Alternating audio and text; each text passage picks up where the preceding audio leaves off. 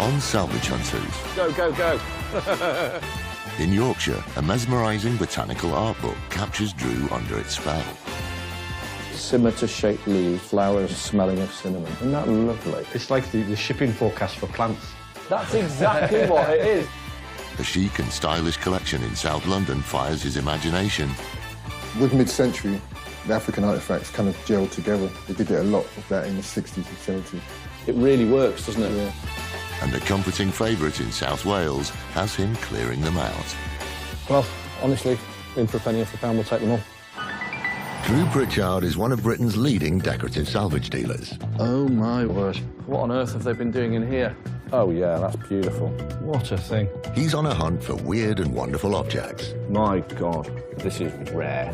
He's a jolly chap, isn't he? It is. In his search for treasure, Wow, this is Indiana Jones stuff, isn't it? Oh, it's just so good.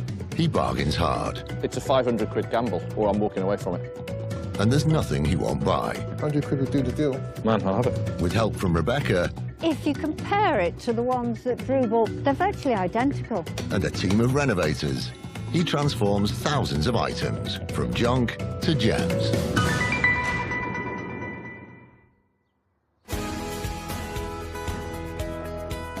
Filling an antique shop isn't just about sourcing rare items. It also takes an eye for how objects fit together to create an appealing collection. And every good dealer has their own vision.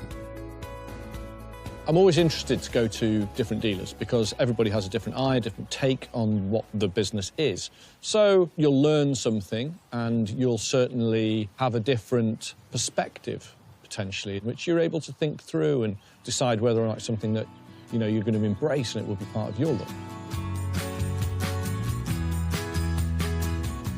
Today, Drew and T are heading 260 miles southeast to London. Drew's heard of a business based on a unique vision, and it's a chance to see the world of objects through fresh eyes. We're now off to meet a dealer I've not met before called Moses at a business called Montbleu. He trades in, obviously, French antiques, 20th century design, all sorts of different things. Always good to meet new people, isn't it? Yeah, I mean, he's not, you know, he's been at it a while, so we always want to meet. It's about meeting different people, you know, and different eyes and different mentalities, different sort of views on what we do, and that's what I like. I like to mix those things up. Montbleu is an antique shop in southeast London, where the collection of stock represents multiple cultures, much like nearby Brixton, which has been famed as a melting pot of communities. Windrush Square is named after the famous ship so important to the area's modern status as a powerhouse of British culture. In the 19th century, Brixton was an affluent shopping centre, boasting one of the first streets in London to be electrified. Today, Montbleu brings together diverse artistic and historical threads to express a unique design vision. That of former engineer turned dealer Moses Otunla.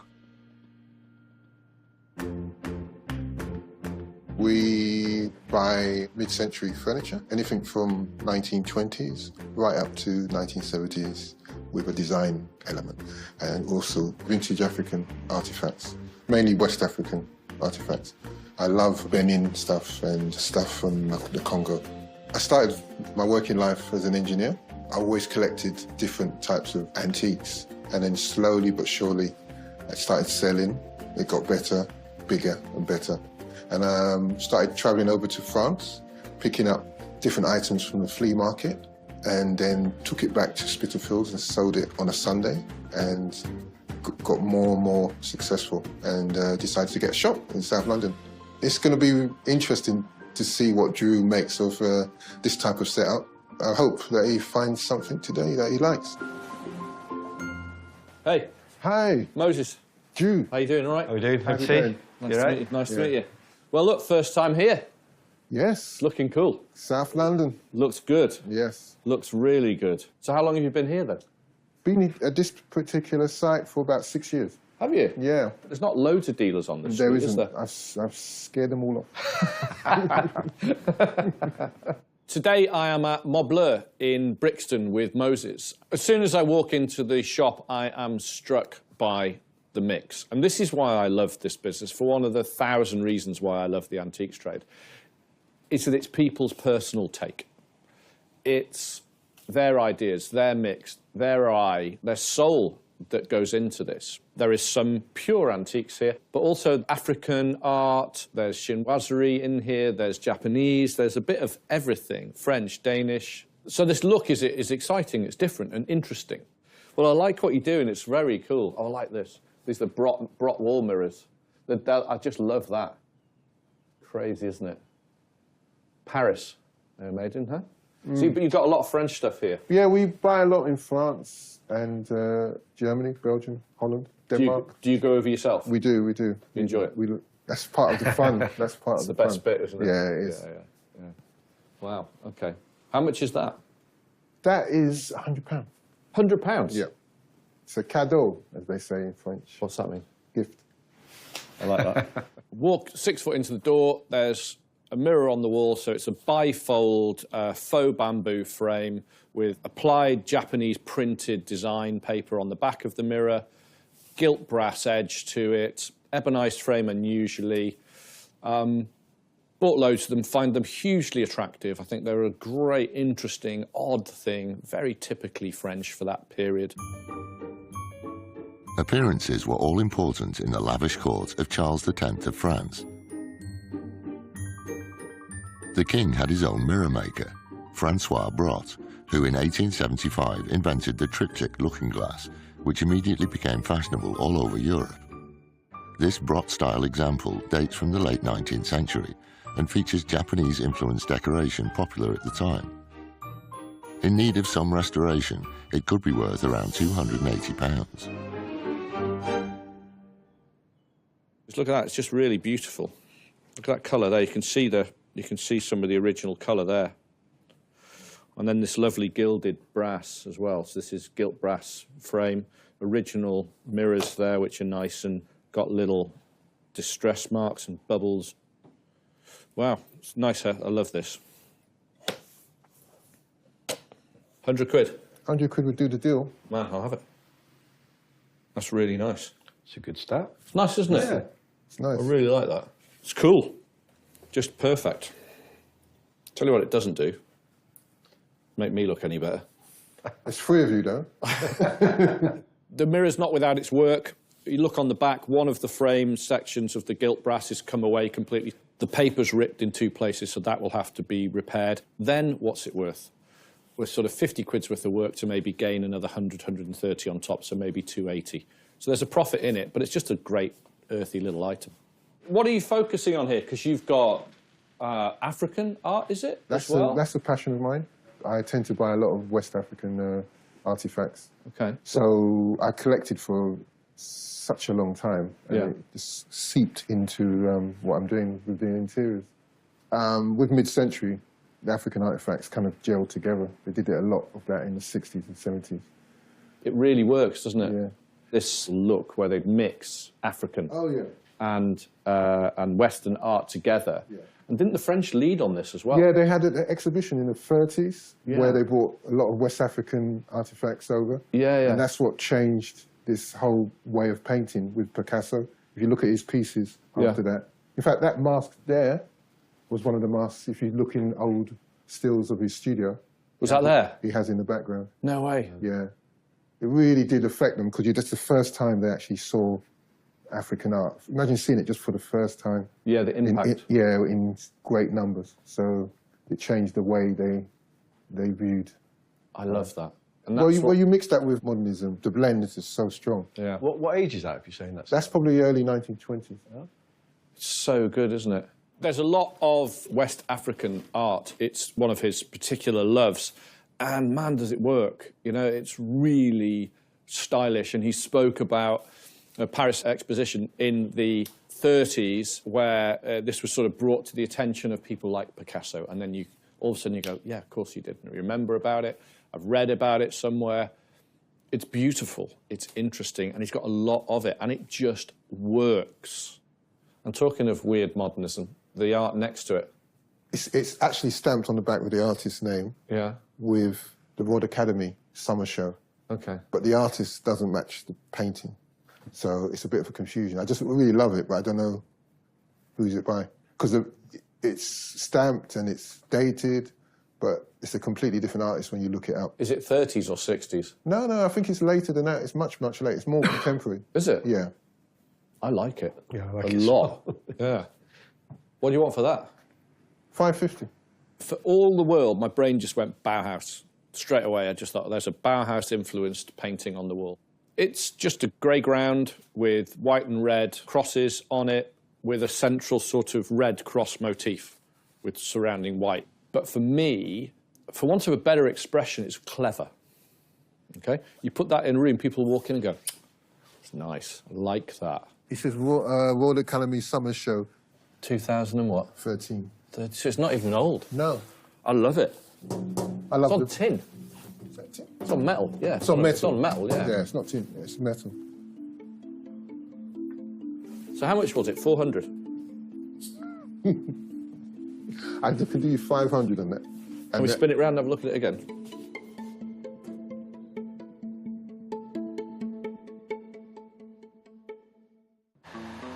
Drew's in South London to see the world of decorative antiques through the eyes of a dealer with a unique vision. There's not loads of dealers on this There street, is isn't. there? I've scared them all off. And he's fallen for some enigmatic Bauhaus-influenced artwork. So how much was it? 400? I could do you 500 on that. Can we spin it round and have a look at it again? Got it? It's nice and heavy too. But that would work with anything. That would work with antique, that would work with mid-century. The frames are work about, let alone... Yeah, it is. no, It's a nice job, isn't it? You know what I mean? Look at that. Yeah, I love it. 500. Let's have it. Thank you. I like it. It's just great. Top purchase. It's good, isn't Yeah, it? really nice. So it really reminds me of the Bauhaus. It's a lot of painting for the money. We get it for 500. What's it worth? Got to be worth 7, isn't it? In the right setting. There's enough about it that just screams quality that in a very expensive room it will work. Door handle. Cool. You have good stuff. It's totally different to what I do, but I get it. I completely appreciate it. Yeah. It's nice. I like it. So we go through here? Feel free. After you. Thank you, thank you. Wow. Look at those. They're great fun. Well, the bookends. Yeah. They're cool, huh? I like those. Tell me about these. They're just different. Yeah, French. They're ravens. The ravens. Yeah. They're cool things. I like them. Just different. These bookends, decorated with ravens, characterfully carved from timber, are French and date from the mid-20th century. They could be worth around £150. How much are they? 65. £65. Yeah, You're good value as well here. we try. Okay. There was that as well. Yeah. Is this by a Well, it's like maison? it's like somebody? Jacqueline. If you put Yes. one hand over your Yeah, eye it's- and put your hand, stand up, Oh, you Jacques say, Anne. you say Yeah. Jacqueline. Yeah. It's very similar, very close. This magazine rack is influenced by the work of French Art Deco furniture designer Jacques Adnet, whose name is associated with unadorned modernist lines and luxurious materials such as expensive woods and leather. Dating from around the mid-20th century and with gentle signs of aging, it could be worth around £200. It is £45. How much? £45. So 65, 45, £100 a pair. £100 would do it. Sold. Thank you very much. No worries. Like that a lot. Super chic, stylish little thing. And he said, it's 45 quid. Well, obviously, £100 both of them. Yes, done. We'll take those home. Interesting, diverse, odd, strange mix. But they make sense to me, and that's enough. Cool, right, okay. I think we're done. Excellent. Can we get loaded up? Yep. All right. So, today, meeting with Moses. Wonderful. Another take on the antiques business, another take on interior design, another take on mixing different styles. And isn't it wonderful? Modern art, African art, French, Art Deco, Nouveau, all sorts, modernist. It's got it all. It's a very, very rounded, clever, expressive view on what we do, and I'm heartened to see it. It's a really good day. I met Drew and he understood what I was trying to do here, and he appreciated the art and all the other objects I had. And it's really good to have another dealer to getting to understand what you're doing. Well, that was very good. Yeah. Bought some different things there, that's for sure. I think we both like the same thing. The painting. The painting. Definitely. It's good, isn't it? Yeah, really good. Really good. I think in the right environment, that painting will really show its worth. So anyway, Mont Bleu, Moses, very happy.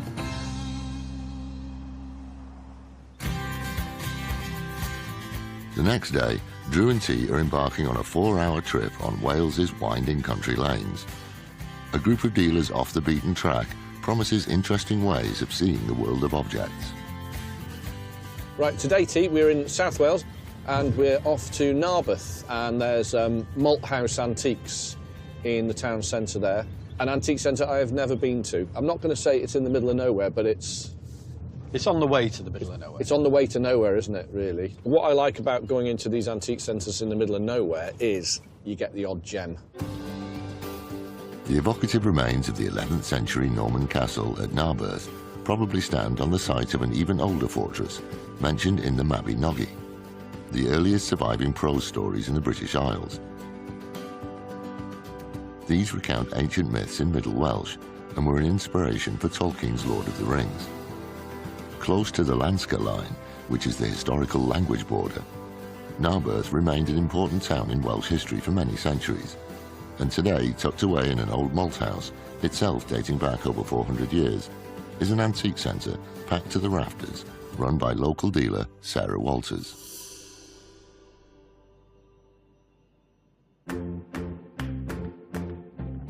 I rented a little space in here. Within about 6 weeks of me coming here, a letter went round and the owners were leaving, saying, anybody here interested in buying it? So went to the bank, said, can I have a loan? And they said, yeah, okay. And then literally about another 2 months later, I was running it and owning it. The Malt House is a group of 30 different dealers, all with complete different specialities. So we've got a rug specialist, maps, prints, mid-century furniture. So all the different dealers are really excited to see Drew and T here today. I think secretly they all want him to buy their particular item. Hello. Hello, Drew. Hello, T. doing? Welcome to the Malt House. Thank you very much for having us. Wow. When we came up the alleyway, I wasn't expecting it to be this big. No, it's a bit of a TARDIS. Do you know how we were drawn to it? Because the name Malt House. I'm assuming you made beer in here. They did a long time ago. We were just like magnetically drawn in, weren't we, to it? Yes. You've got everything here. You've got a bit of Welsh furniture. We do. We've got 17th century stuff all the way Yes. through, 19th century. Yes, we've got all the different people with their different passions. Wow. You can judge most places within 5 seconds of walking through the door. This one, well laid out. There is a mix for everyone. If you want to come in and spend a couple of pounds, you can. If you want to come in and spend a few £100s, you can. It's an attractive place to spend a few hours. Lovely mirror. It's beautiful, that one, isn't it? Yeah. Is that... Can I take it off the wall? Certainly, certainly. Sorry to jump on straight away. Just go That's straight fine, in. that's fine. Walk through the front door. We're 2-3 feet in, and I see a beautiful wall mirror. In the late-ish Georgian taste, the colour of it is very, very rich. It's almost a sort of a red walnut. Very, very nice. Just simple, understated, stylish, classy, unfussy, not shouty. You know, you just put that on a wall. Lovely, tasteful. Made in around 1800, this late Georgian mirror has understated decoration around a wide, flat frame, which allows the natural warmth of its walnut timber to glow. An unusual landscape format, it could be worth around £250. What can that be then? How much you got on that? 85. 85. Do you do trade prices here at all? We do, yes, we do. I could knock 15 off it. 70 for you. quid. Yes. Sold. Here we are. It's nice, isn't it? That was quick. That's lovely, really nice. Isn't that attractive? That's really I love elegant, it personally. isn't it? Yeah. It's over 200 years old, minimum. It's incredibly stylish. It's aged beautifully. And you can buy all of that for £70. Well, if that doesn't tell you to come to an antique centre, I don't know what will.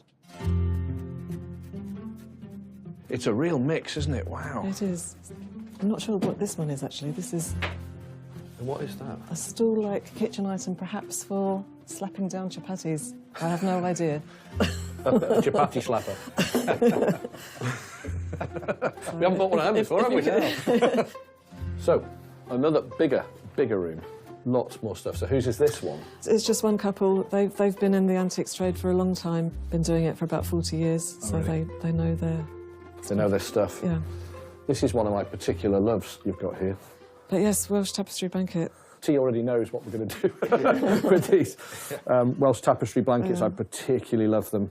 I've got a real passion for them. This one's great. All wool. It's because of the sheep in Wales, we've had a lot of... Well, one thing we're not short of is water and wool. And wool. Yeah. The place is rammed full of stock. As you can see, it's actually every surface is full. But I start to see Welsh blankets. There's a particularly wonderful tradition of these being made at different mills from North Wales all the way down to South Wales. What I love about them is the colourways are wonderful and they change a room. What I'm looking for are the earlier variants, which are a little bit heavier, a little bit thicker. The colours are more muted, the designs are tighter, and they don't tend to have fringes. They're the ones I'm really after. You've got 245 on it. Do these guys do trade? They will. We could take the full 5 off, so 200. £200. Yes. Nice. Nice, yeah, it's really nice, that We'll one. take that. We'll Okay. take that. That's lovely, thank you. Very nice. So that can go on the counter, T. Okay. Yeah, I should pop it over there. Look at those. Look, we're like a little couple. We make our bed every morning like that. It's great colour. This one's dead right. It's as good as new. No faults, no stains, no fading, no repairs, nothing missing, no rips, no tears, and it smells okay. And you feel it. There should be a certain slightly greasy, coarse feel to it. If they haven't got that and they're a little bit puffed up, it means they've been washed and washed incorrectly, and I tend to leave those because they don't have that same feeling. Okay, good. Well, I'm really pleased with that. So can we carry on going around? This is a great little place, this bit. This is Yeah, fab. we've got a bit more height in this one, which is nice. So you've got more blankets. Wow. There's a nice early one. This is 1920s, 30s, really nice colour. Pale, sagey greens and creams and whites with a little bit of yellow in there as well. Almost a lime green fleck to some of it. If you flip it over that way, so just because this light colour, this is where they get the staining on them. Staining, sun bleaching, all sorts of stuff. It's still got the right feel to it. It's got 220 on it. What can you do on that one?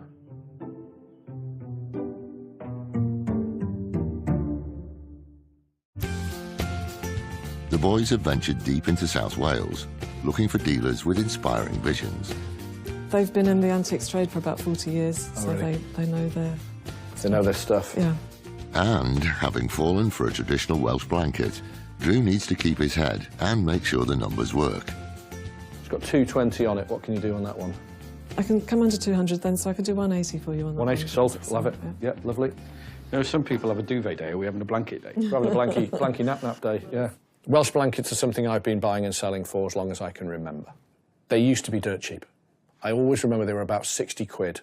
Now I'm paying £200 to £400 each for the good ones, and I'm lucky to get them. So when I find somewhere like this, I've just got to wade in and buy as many as I can because they sell really well from our website. Oh, hello, now you're talking. There's one down here which is one of my faves. Now this one. I like that, it's lovely. It's a great colour. 220? 220, so 180. 180 sold. So this one looks like a Carnarvon blanket to me. So the prices you're giving us, this is the same, 220. Can it be 180 again? Yes, it can. Yes, that's fine. Yes. Well, let's just take that as well. 3 good blankets in one room, and one of them's quite a good one. Yeah, we're doing well. Ooh, look at that one. Ooh, that one's a lot more money. That's a bigger one. Oh, God, they're everywhere. The centuries-old textile crafts of Wales expanded into a giant industry from around 1650. In the 18th century, Welsh wool began to be exported en masse to clothe slaves, a history which is only now coming to light. But tapestry blanket making has its roots in cottage or household industries, traditionally given to a bride as a wedding present. And finding this quantity of quality examples is making Drew feel warm and fuzzy. Look at that one. Very unusual colour. Earlier than most. Oh, this side's lovely, look at that. Yeah. Oh, so yeah. different, isn't it? Isn't that great? Well, yeah. What are they asking, T? 395. 395. Yeah. They know what they're doing then. This one's a good one. There's another one there and another one here. I've not seen this many in one place. I'm spoilt now. There's another dealer here who, when I come up the stairs, has got about 8 blankets. She's bought all the best ones. Large sizes, very good colourways, excellent condition. Yeah, you just got to stump up and buy them. That's sensational. Yeah.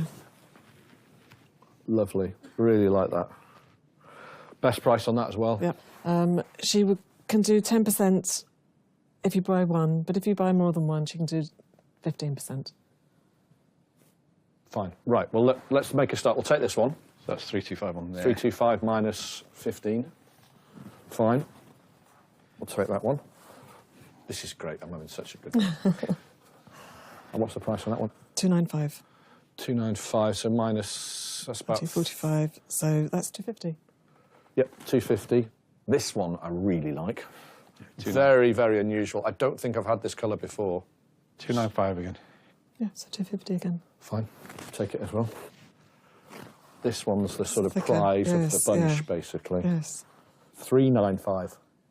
Because she knows what this one is. It's a nice early one. 40, 60 off, so 335. 335. Yeah, we're going to take it. That's the prize of the day, basically. This one is the nicest one of the bunch.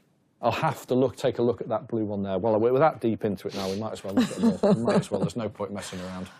Oh, yeah, look at that. Oh, look at the other side. Look Yes. at that. Yeah. Oh, yeah, that's beautiful. 295. So it's the 250 one again then. Well, honestly, in for a penny, in for a pound, we'll take them all. Sarah turns around and says, look, if you buy a load, I can give you 15% off this lady's batch of blankets there. So I think we buy another 5 there. That's great. This is becoming quite a remarkable collection, to be honest with you. At one building. One building. The quality and character of these 9 blankets, the oldest dating from the early 20th century, means each could be worth around £400. Right, I think we're done. Okay. I think we've done enough now. Right, come on then, let's go downstairs and sort all this out. Malthouse Antiques in Narberth today has been great fun, actually. I would recommend this place to anybody. I bought incredibly well.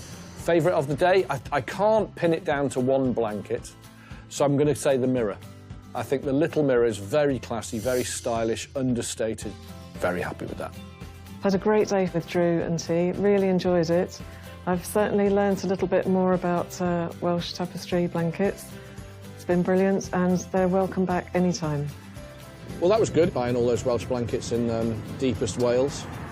They're quality ones, you know. We bought the right ones. I think that's it. From buying and selling them for a long time, you sort of know, which one's going to go first. Well, I know the early ones will go straight away. Yeah. But no, an excellent call, an excellent trade call, and I will go again. Narberth Antiques, very good.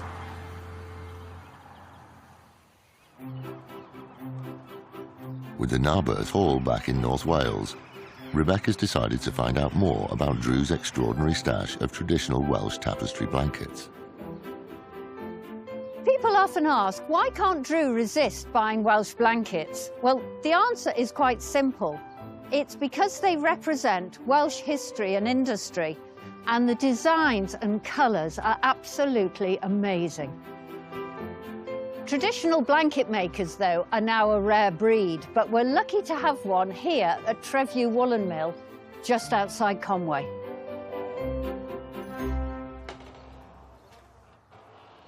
The weaving of these blankets, known as cathini in Welsh, dates back many, many centuries, almost back to when sheep farming began here. Luckily, it's mills like this one that are still guardians of the industry. Each mill tended to have its own unique designs, with several of them dating back to the 1700s. Now, this design is called the Carnarvon, And you can see that the motif very much resembles the portcullis gate to a castle.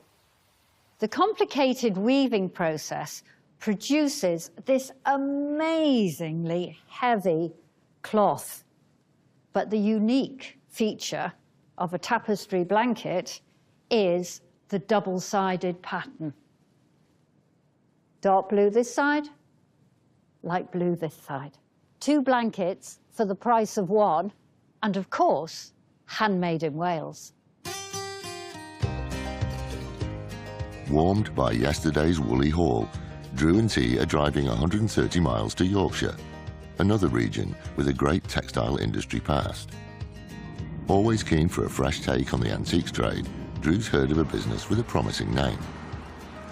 We're off to see a guy called Rob at his business called Amazing Finds. Do we know him of old? Don't know him, never been there, completely sort of blank canvas to me. So in some ways, I really like that. I like to go and see people we don't know. You know what it's like, you never know what we're going to get. Some days we find 18th century mirrors and other days we don't. The Yorkshire town of Keighley grew rapidly in the late 19th century when its wool makers benefited from the construction of the Leeds and Liverpool Canal. The opulent Cliff Castle, built by Henry Isaac Butterfield, son of a humble wool stapler, is testaments to the affluence brought by the textile mills.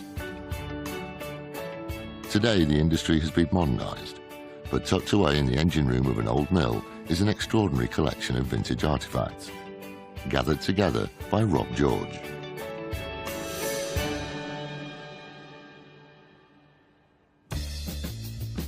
Been here 2 years now, trading. I've always kind of bought and sold things, and well, it's just a passion that's grown into trying to make a living. It's addictive, eclectic. It's a good-looking place, and I'm quite happy with everything in here. I can live with everything in here, and I think that's the key to it. So, wow, Drew and T, what an inspiration they've been over the years to a young fledgling company like myself. To have them here today is, well, it's amazing. Hello. Hi, guys. How you doing? All right? Yeah, Right. welcome. Thank you for having us. I have to say, immediately, Amazing. love your shop. Yeah. I love Thank it. you. No, this is very much my sort. I love this. This is really, really good. Get in, and the place is laid out very artistically, actually. He's got a good eye. He is putting things together in a fun way. He's enjoying what he's doing, clearly. And that's the number one thing when you go into somebody's shop. You think, are they into this? Are they really having a go? Do they mean it? Yeah, it's the same as your room. They've got massive underclothing. Huge underclothing. That is brilliant. I like that underclothing. I saw another one. You've got drapery, and there's another one on the front there as well. The General, and they came off a building in Keighley. Yeah. A friend of mine came down and he said, Rob, they're ripping the store apart. I think there might be something there for you. So I went up to the building, nobody in it, knocking on the doors, a huge pile of wood, and that General that's outside was on the top of it, so... They were throwing it away? Yeah. Oh, God, what is wrong with people? Moved the whole pile, underclothing and drapery underneath it. Can I ask you a personal question, then? Yeah, please do, So you've yeah. had them for nothing? Yeah. I really like that. Are they for sale? For you today, Drew, Yeah. that one would be £600. 600. Right, OK. And the other ones? £1,000 each. So you definitely don't want to sell them? No. No, didn't think so. Brilliant. OK. Right. I think you've got to have some things in your shop and your display that although I'm very cool, could make me cooler. If at all possible, Drew. The first thing that catches my eye is a late 19th century carved timber, gilt and now painted sign. I've had loads of these signs saying all sorts of stuff, but I've never had one that says underclothing. And with all of the connotations that gives, all of that fun, gotta buy it. And then he slaps you with 600 quid. Can't get there. Too much money. Great thing, though. To me, it's worth 400 quid. And that gives me room for a profit. I'm not going to see 6. That's my honest view on it. 450, you could have it, Drew. Well, it's £50 in the scale of things. I mean, Well, it's 50, half 100. You buy a lot for 50 quid. You have a nice meal out for 50 quid. only just. Yeah. Have a think about it. Yeah. OK. Let me think about it. Yeah. Yeah. We get the price down to 450 on the sign, so now it's just a case of I'm going to wait. It's the first thing we've seen through the door. I need a better deal than that. Let's see if I can find something else. OK. Have you got more space through there? I have, yeah. Can we have a look? Yeah, you certainly can, yeah. Here we are, the other room, the small room. Ah, yeah, nice though. Snug. The snug. It is very snug. Right, OK, so this is more your retail-y Well, type yeah, of thing, it's is it? decor, Yeah? I think. Right, I like to okay. see it as, you know, there's little pieces for everybody in here. Right. And also bits, I think, that you could walk away with that aren't too expensive. OK, good. They're nice, aren't they? Yeah, Lovely. little pair of tramp art frames. Yeah. Always one of my favourite things.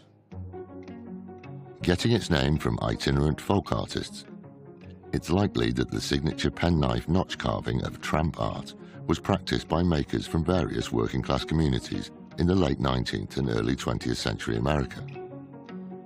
This characterful pair of frames could be worth around £200. 120 quid the pair. How about I'll give you 500 quid for the sign on those. 550.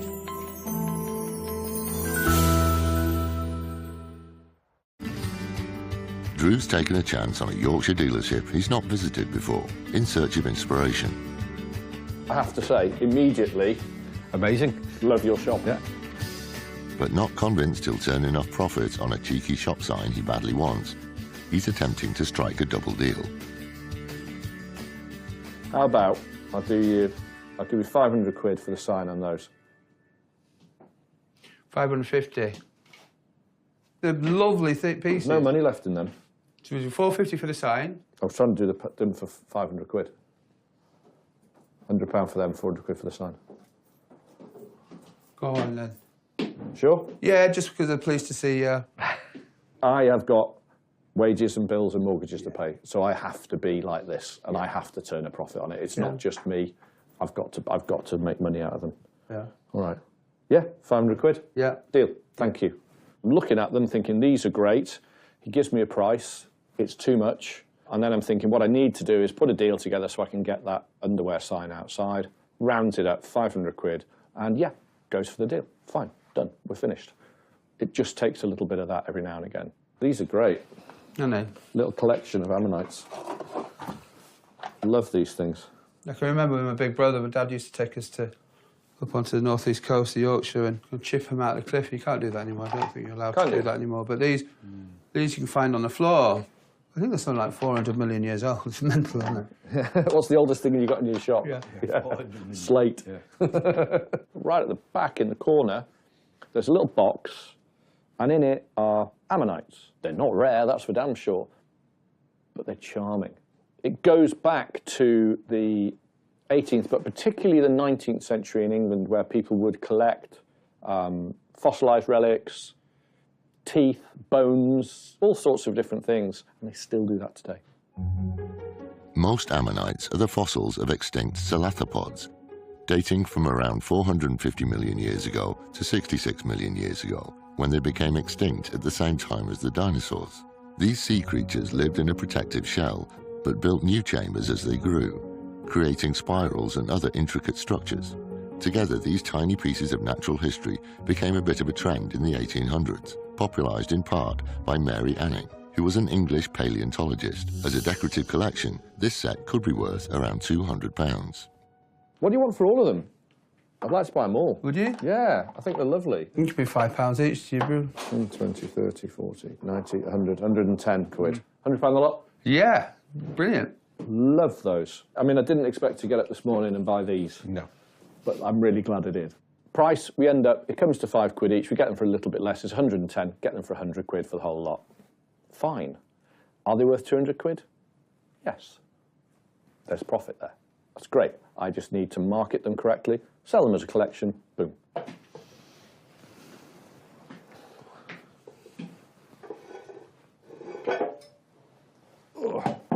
I've no idea how much they fetch anymore. How much is that? 90 quid to you. Yeah, it's missing its... It would have had a locking wing nut there, unless you have it. You've got it, have you? Yeah, someone. Surprised you haven't seen the book, actually. Or pre-Darwin. Pre-Darwin? Okay. First edition, 1797. Is it really? Yeah. Then he turns around to me and said, have you not seen the book? Or, I'm surprised you didn't look at the book. I don't buy books. Books are one of the most specialist areas of the antiques business you can ever get. I'm not daft, but my God, you have to be clever to buy these things and know everything. Ixia with scimitar-shaped leaves, waved at the edge, flowers alternate, blowing at night and smelling of cinnamon. Isn't that lovely? Oh, so it's asleep then, Drew. That's lovely, isn't it? Yeah. Isn't that nice? Yeah. It's like the shipping forecast for plants. That's exactly what it is. That is exactly what it is, yeah. Henry Andrews was an extraordinary botanist who not only made his own drawings and painted them, but also produced the engravings to print them. With no fewer than 72 colour illustrations, this is one of a lavish 10-volume compendium of rare exotic plants, designed to feed the 18th century passion for natural history and exploration that came with the empire. Copies of this first edition are rare and could be worth around £1,000. It's lovely. Isn't it? What would you take for it today? Is it worth £400? I really don't know. I don't know. It's hard to say, isn't it? It's whatever feels right at this point. Do you know what I mean? Yeah. 300 quid. £350. Tell you what, how about I'll give you 350 quid for that, with the stool 400. Go on then, done. Done? Yeah. Sold, thank you. It's beautiful. Do you know what? Sometimes something's a privilege to buy, thank you. Yeah, it's A deal's a deal, but I'll thank you. Lovely. Yeah. So I was previously looking at a little stool with him. Again, I thought, well, the stool was a bit too much money, the book's a bit too much money. Put a deal together, £400 for the pair. Yes, sold. And I've ended up with that spectacular book. Right, we're done. Marvellous. This better go with you in the front. Yeah. Yeah, I think so. You can read it to me on the way back. Amazing finds in Keighley today. Well, it yielded some amazing finds. We got that fantastic sign, which Rob rescued off a skip. The ammonites, I love. A little handful of these tiny things picked off a beach, millions of years old, and they cost nothing. And then I bought tramp art, I bought industrial furniture, which I haven't bought for an awful long time, and then I bought something I never buy. It's absolutely wonderful. That's definitely the buy of the day. I'm very surprised actually seeing Drew and T here for one, and surprised with what he bought today. He bought very well, if I'm honest. Didn't have my pants down too much, which I'm happy with, and I think we're both always smiling. That was good. I'm really happy. With what we bought as well, that sign, underclothes. We've never had underclothes before, have we? Well, maybe that's where the chafing problems came from.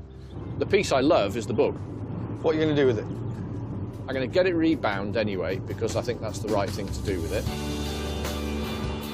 Having bought from 3 new dealers with their own visions and perspectives of how items fit together, Drew's now incorporated those purchases into his own shop with his own unique style.